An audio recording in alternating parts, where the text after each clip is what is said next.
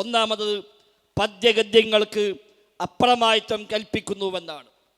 ഈ പദ്യങ്ങൾക്കെല്ലാം മാലയാണെങ്കിലും മൗലിദാണെങ്കിലും റാത്തീബാണെങ്കിലും മറ്റെന്ത്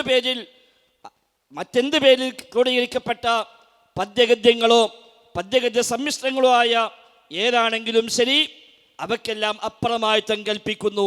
ഇന്ന പാട്ടുപാടിയാൽ ഇന്നത് ലഭിക്കും, ഇന്ന വഴി ചൊല്ലിയാൽ ഇന്നത് കിട്ടും, ഇന്നത് പാടിയാൽ ഇന്നതാണ് നേട്ടങ്ങൾ എന്ന് പറഞ്ഞ് ഓരോന്നിൻ്റെയും ഗുണദോഷങ്ങളെ നേട്ടങ്ങളെ പ്രത്യേകമായി എടുത്തു പറഞ്ഞതും പൊതുവായി പറഞ്ഞതും ധാരാളമായി നമുക്ക് കാണാൻ സാധിക്കുന്നു.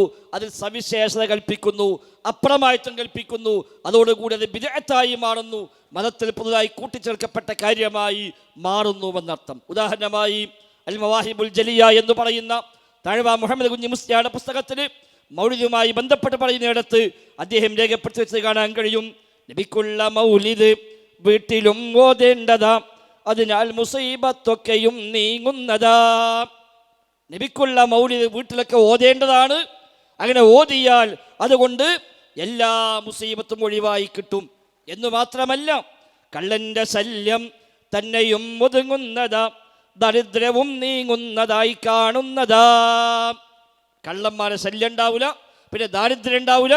ഇങ്ങനെ എല്ലാ മുസീബത്തും ഒഴിവാകുന്നതാണ് നബിക്കുള്ള മൗലിദ് ഓതിയാൽ എന്നാണ് അതിൽ പറഞ്ഞത്. ഒരു പക്ഷേ ഉസ്താദുമാർ ദാരിദ്ര്യം നീങ്ങുന്നുണ്ടാകും, റബീഉൽ അവ്വലുണ്ട്.